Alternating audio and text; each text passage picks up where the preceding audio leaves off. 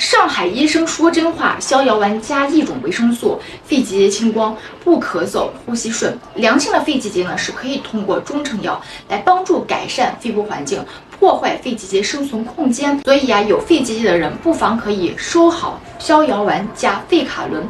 第一，逍遥丸可以帮助疏通肝气，化开淤气，减少肝气郁结导致的肺气淤堵。肺部无法疏通，经络堵塞，增加了痰湿痰浊的一个情况，就很容易让肺结节增长。所以呢，逍遥丸可以帮助改善结节体质，而且还能够改善睡眠，保持好心情，辅助散结。第二，费卡伦是中药食材联合维生素的复合散结方，里面有蒲公英、甘草、桔梗、菊花、橘皮，可以消散肺结节，清除痰湿体质，清空痰湿痰浊，养阴润肺。它含有微量元素硒，能够增强肺部功能，提高肺部免疫力，加速肺部垃圾毒素的排出，让肺部更加干净通透，减少咳嗽、胸闷、气短等等的不适感。